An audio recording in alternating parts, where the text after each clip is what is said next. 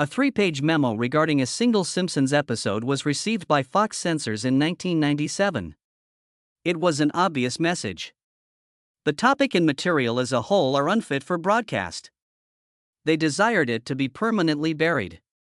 A well-known filmmaker provided the voice of a character in the episode. It addressed a subject that no cartoon had before dared to address. Each and every scene was flagged as questionable by Fox's standards team. However, the authors disregarded all of the cautions. Nevertheless, they concluded the story in the hopes that the leadership would shift. Everyone was surprised by what transpired next. The banned episode won a television prize. But pay close attention to what Fox attempted to conceal. The full-length premiere of The Simpsons in December 1989 wasn't a quiet one. With 4 fingers, yellow skin, and a family that didn't behave like TV families were expected to, it bounded in. Bart disobeyed. Homer did not take the lead. Marge was concerned. Lisa asked. Maggie merely gazed. It wasn't supple. It wasn't sweet. It was filthy, noisy, and for some reason, it made some individuals feel quite uneasy. Bart Simpson was the most prohibited child in America by 1990, just 1 year later. Principals claimed he was disrespecting students and didn't belong in their halls, so they banned t-shirts featuring his face and phrases like "I'm Bart Simpson." Who the hell are you, and underachiever and proud of it, man? He is incompatible with a respectable setting, according to one. He taught the wrong ideas, according to another. During imprisonment, they didn't want to cope with children quoting Bart. However, the more adults spoke, the more children listened, which strengthened the pushback. The White House also became involved. First Lady Barbara Bush didn't hold back. She described The Simpsons as the most stupid thing she has ever seen in an interview from 1990. President George H.W. Bush, her husband, then went one step farther. According to him, he wished for American families to resemble the Waltons rather than The Simpsons. A silent war was started by that one line. It was quick, humorous, and nasty, and the program responded with a clip in which Bart said, "Hey, we're just like the Waltons. We're praying for an end to the Depression, too." All of a sudden, The Simpsons had enemies at the highest levels. However, the critics were unaware that the show was not being negatively impacted by the outcry. It was getting stronger. Creator Matt Groening later said, "The early seasons had no sacred cows. Nothing was off limits. If something looked too perfect, too fake, too clean, they poked it. And America kept watching." Even Fox, the network airing the show, kept its distance in some ways. The Standards and Practices team, also known as the censors, were constantly watching. Usually they just asked for small changes, tone down the profanity, tweak a word here or there. But sometimes the writers went too far and they knew it. One moment that crossed a line came in 1992 during season 4 with an episode called A Streetcar Named Marge. It was a musical parody of the Tennessee Williams play, and in it was a song about New Orleans. The lyrics described the city as home of pirates, drunks, and and the city that care forgot. The moment it aired, New Orleans erupted. City officials were furious. Residents wrote letters. Newspapers called it slander. The Simpsons staff had to act fast. In the very next episode, Bart was shown writing, "I will not defame New Orleans," over and over on the chalkboard. That was their apology. Sort of. Showrunner Al Jean later explained they weren't attacking the city, just parodying the play. But the lesson stuck. Jokes can travel farther than expected, sometimes too far. Still, the show didn't pull back. In that same season, they took a jab at Washington, D.C. with Mr. Lisa Goes to Washington. The episode showed Lisa getting disillusioned with politics after seeing corruption up close. It hit hard. Some people in real-life politics weren't happy, but the writers didn't care. Producer Mike Rice later said that anytime The Simpsons traveled to another city, another country, that place would get angry. It became a pattern. The Simpsons went somewhere, made a joke, and someone got mad. But the audience kept growing. The jokes weren't cruel, but they were sharp. And they always pointed up, never down. What made it all more bizarre was that this wasn't a gritty HBO drama or a late-night roast. It was a cartoon, a primetime cartoon with kids in the audience. A cartoon that by its fourth season had already taken swings at schools, presidents, entire cities, and even foreign governments. And all of it was wrapped in bright animation and that familiar Do theme song. But under the yellow paint was something smarter. The Simpsons wasn't just making fun of America. It was holding up a mirror. And what people saw in that mirror often made them uncomfortable. That's why the backlash kept coming. But even as it won awards and became a staple of Sunday nights, the show was constantly pushing up against the edge of what the network would allow. One episode nearly didn't air at all. It was called Homer's Phobia, and it quietly tried to do something no animated show had done before. Talk about homophobia and do it through the eyes of Homer Simpson. The story seemed simple. Homer meets a man named John, voiced by filmmaker John Waters. He's funny, charming, and openly gay. At first, Homer doesn't notice, but once he figures it out, he panics. He starts acting strange, worried that John might somehow influence Bart. It's clumsy. It's awkward. And it's exactly the kind of reaction people had in the real world back then. But by the end of the episode, Homer is forced to see past his own fear. John saves him. The moment is honest. The message is clear and it's funny. The episode would go on to win an Emmy. It won a GLAAD Media Award. People still talk about it today, but at the time, Fox tried to stop it. The censorship memo didn't ask for a few changes. It slammed the entire concept. The showrunners, Bill Oakley and Josh Weinstein, later said it was the harshest pushback they'd ever seen. Fox's Standards and Practices team sent them 3 full pages of objections. Anything that used the word gay, anything that hinted at gay identity was marked as a problem. The memo ended with a sentence that didn't leave room for debate. The entire subject and content of this episode is unacceptable for air. That could have ended the episode right there, but Oakley and Weinstein decided to risk it. They ignored the censor notes. They pushed ahead with the script, the voice recording, the animation, everything. Their hope was simple. Maybe by the time it was done, the network's leadership would change. And it did. By the time the completed episode came back for final review, there was a new censor in place. The mood had shifted. What was once considered unacceptable suddenly became okay. Just like that, Homer's Phobia was approved for broadcast. It aired in February 1997. It made people laugh. It made people think, and it very nearly didn't happen at all. John Waters, who voiced John in the episode, later said something that stuck. The only way to change anyone's opinion is to make him laugh first. That's what the episode did. It didn't shout. It didn't preach. It just used Homer Simpson's fear and confusion to show something real and maybe to change a few minds. But that moment also showed something else. Fox had its limits. Even when it allowed a story like Homer's Phobia to go through, it wasn't easy. And it wasn't over. Later that same year, The Simpsons took on another hot-button issue, guns. In the season 9 episode, The Cartridge Family, Homer decides to buy a handgun. The script, written by John Swartzwelder, didn't take sides. It just showed how reckless Homer could be with a gun in his hand. He points it at people without thinking. He jokes about it. At one point, he even points it right at Marge's face by accident. The episode tried to stay balanced, but the censors weren't laughing. On the DVD commentary, the creators admitted it was one of the most heavily scrutinized episodes they'd ever done. Fox worried it would be seen as too casual about gun violence. Still, the network let it air in the US. No scenes were cut. Maybe they felt that Marge's constant anger at Homer's behavior was enough to send the right message. But things weren't the same overseas. In the United Kingdom, Sky TV refused to air the episode. They thought it made gun use seem like a joke. Years passed before it ever showed up on British television, and even then it was edited. The final gag, where Marge keeps Homer's gun in her purse and winks at the camera, was removed. In the UK version, it's clear the gun is gone. In September 1997, The Simpsons opened its ninth season with an episode that felt fun and harmless at the time.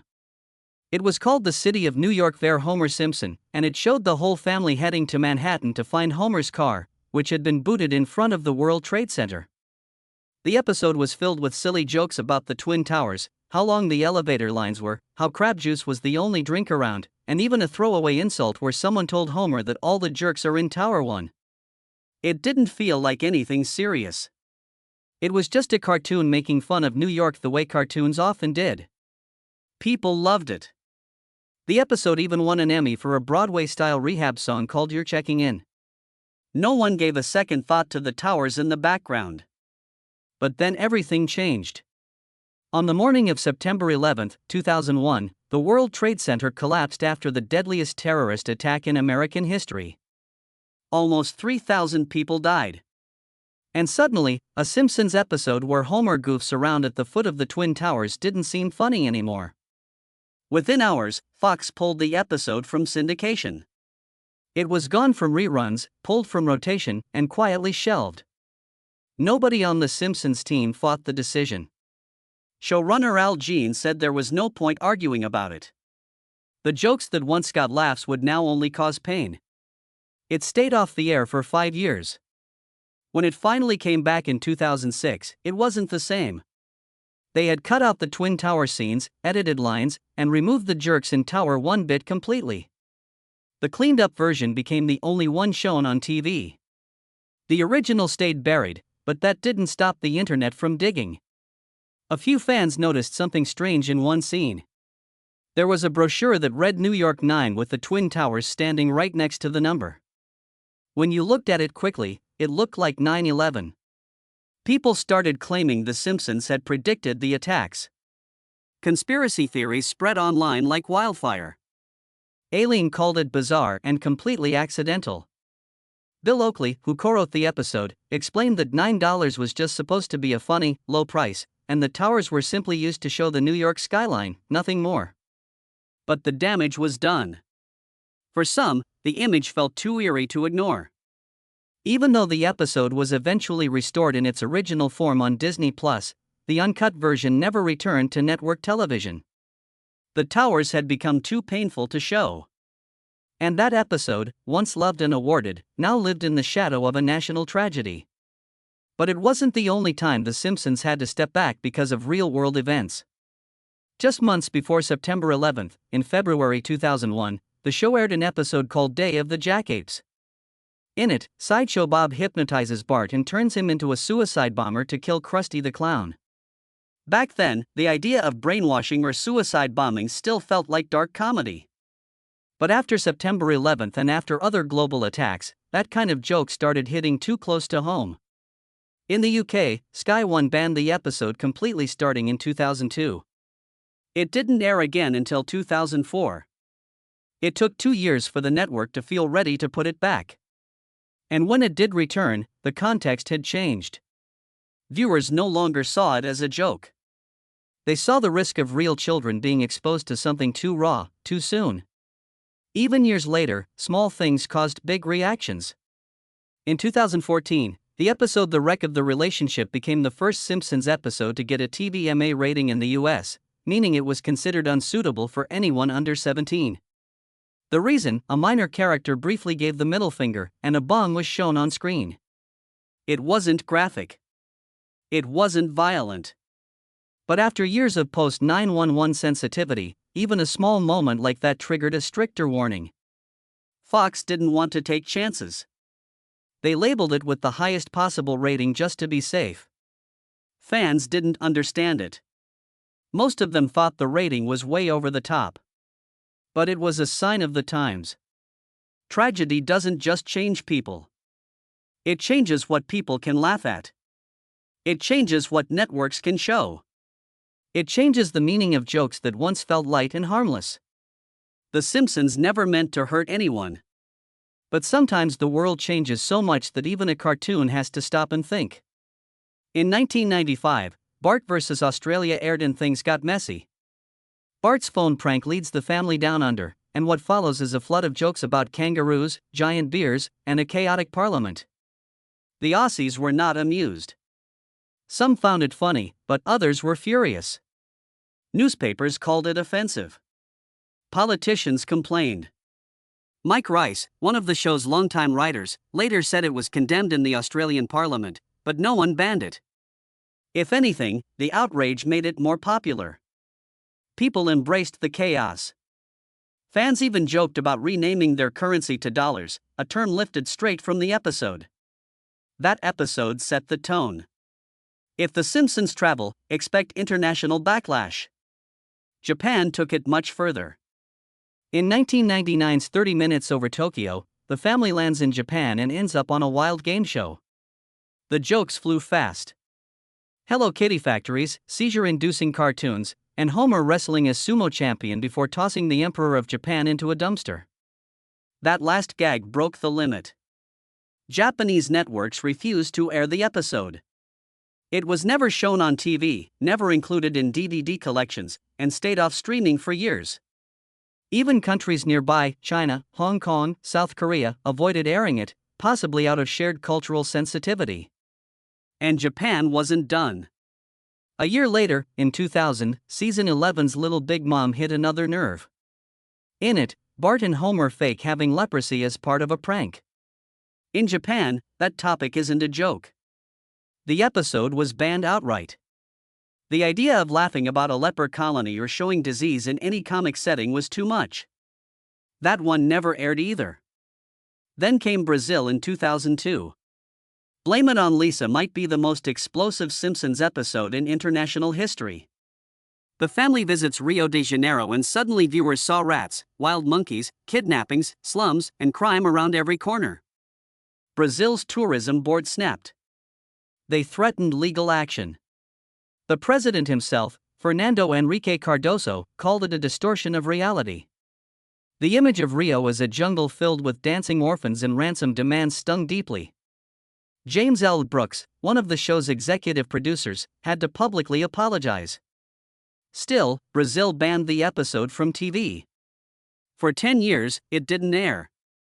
When it finally returned in 2012, it came back edited. Some scenes were softened, others redubbed, monkeys vanished, kidnappings were toned down. It was still The Simpsons, but a gentler version for Brazilian screams. China's response wasn't just loud, it was structural. In 2005's Good Japan, The Simpsons traveled to China so Selma can adopt a baby. The episode jokes about Mao Dong being a little angel who killed 50 million people. It flashes a sign in Tiananmen Square saying, "On this site in 1989, nothing happened." It mocked communism, adoption rules, censorship, everything. China didn't just block the episode. A year later, they banned all foreign cartoons during prime time. The timing wasn't subtle. Many saw it as a response to shows like The Simpsons pushing too far. And when Disney Plus launched in Hong Kong in 2021, that episode was missing. Then in 2023, One Angry Lisa aired. During a fitness class, Marge sees a scenic shot of China while the instructor mocks labor camps, Bitcoin mines, and children making smartphones. Disney removed that episode from its Hong Kong library, too. No warning, no explanation. It was gone. 2 episodes, 2 removals, and 1 clear message. Don't poke the bear. Germany had its own line. In Season 5's Cape Theatre, Sideshow Bob dresses in a Nazi SS uniform as part of a disguise. It's just a gag, a throwaway joke in a chaotic episode. But German law is clear. No Nazi symbols in entertainment unless it's serious historical work. The episode was pulled. For years, it didn't air on German TV.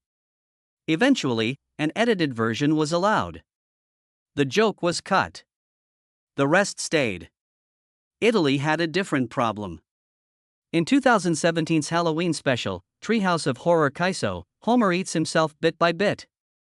It's gore played for laughs. Italy found it revolting.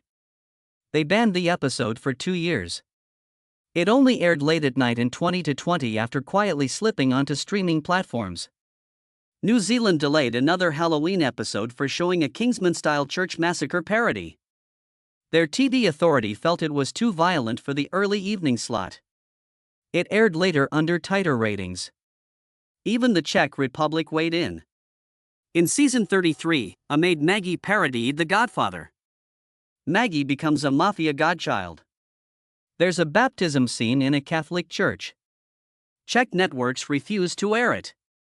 They didn't give a reason, but many guessed it was either the mafia content or the religious jokes. Sometimes the censorship didn't need to be explained. It was just understood. In Latin America, The Simpsons is a household name, but not all episodes survived the journey. In 2008's E Pluribus Vigum, a joke calls Argentina's former leader Juan Perón a dictator who tortured people.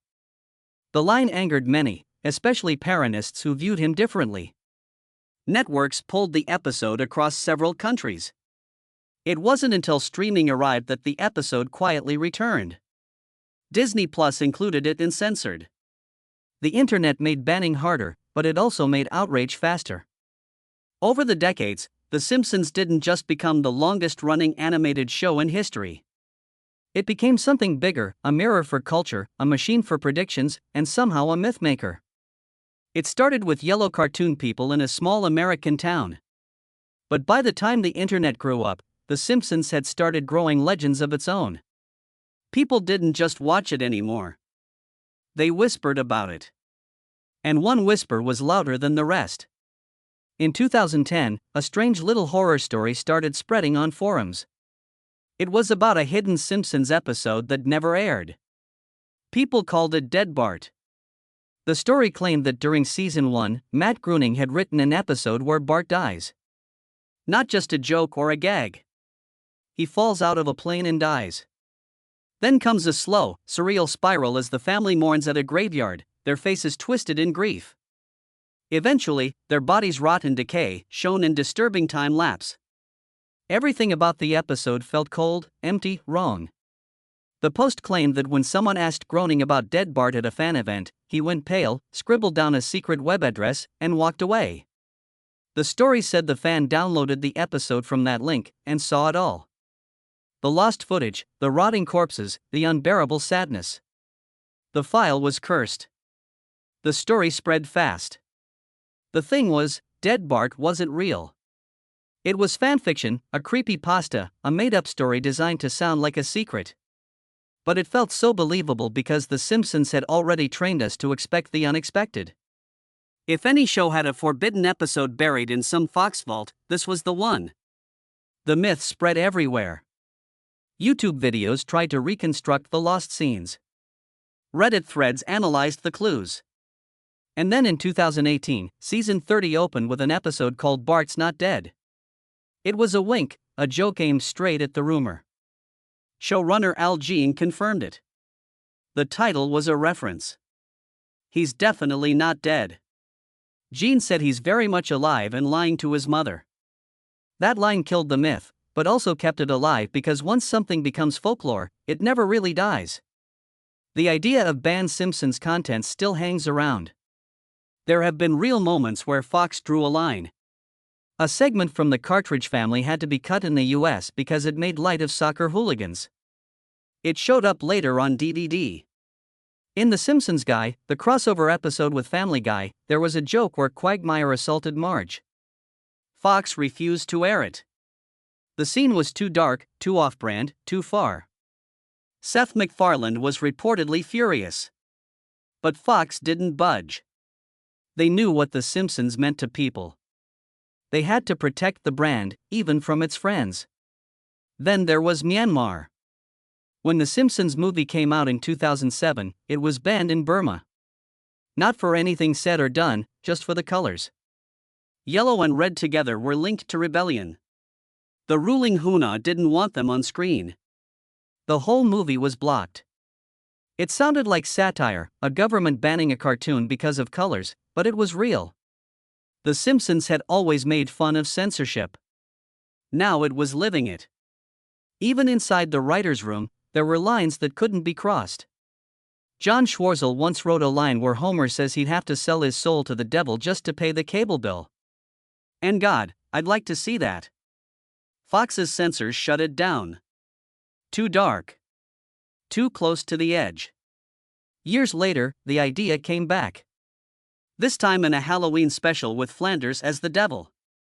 If it was non-canon, it was okay. Sometimes the writers pushed the envelope, then folded it back in again, but nothing tested the limits like the Banksy couch gag in 2010. The famous street artist storyboarded a brutal opening sequence showing sweatshop labor making Simpsons merch. The scenes were bleak. A chained unicorn used to punch DVD holes. Dead-eyed workers animating scenes. It was a savage satire of the show's own production chain. Surprisingly, Fox aired 95% of it. They only asked for tiny edits, no rice hats, no direct national symbols. Most of it stayed. People couldn't believe it. The Simpsons had mocked its own network and gotten away with it. Looking back, the show's long history feels like a map of changing times. In the early 90s, just showing a family that didn't get along felt like rebellion. Bart was banned from school t-shirts. The Bush family took public shots at the show. But by 1997, things had shifted. Homer's phobia introduced a gay character and almost got blocked by censors. It aired. It won awards. The rules were changing. By the 2000s, international backlash was common. A joke about monkeys in Rio made headlines in Brazil. A scene where Homer joked about strangling Emperor Akihito got banned in Japan. The Simpsons poked fun at everyone, but not everyone laughed. The show had always been fearless, but now it was causing diplomatic incidents. That didn't stop them. It only proved they were still doing something that mattered. After September 11th, the mood changed again. Old episodes that showed the Twin Towers were quietly pulled. Bart joking about being a suicide bomber was removed for a while. Some episodes had to carry stronger warning labels. What used to be edgy became dangerous. And yet, the show kept going. In one episode, E Pluribus Vigum, they made a joke about Argentina's politics. It got banned in Argentina. Later episodes poked at China's censorship and were blocked from streaming platforms. Somehow, The Simpsons kept slipping under doors, mocking the guards on the way in. People sometimes ask if the show has ever gone too far. That depends on who you ask. When Stark Raving Dad was pulled in 2019 because of Michael Jackson's connection, fans were divided. It had been a beloved episode, but the creators felt the world had changed. James L. Brooks said it wasn't censorship. It was them choosing to remove a chapter. It felt like burning a book, and he hated that feeling, but said it had to be done. That decision showed how even the creators were evolving. The Simpsons wasn't just a show anymore. It was a living document. And sometimes documents get edited. The legends, the bans, the deleted jokes. They all tell one story. The Simpsons has never stood still. It reflects the world. It bends with it, pushes it, and sometimes gets shoved back. And in all those moments, real or imagined, aired or lost, it becomes more than just TV. It becomes the story of who we were, who we are, and who we're trying to be. Told by yellow people in a town that never ages. Where every couch gag still reminds us that anything can happen.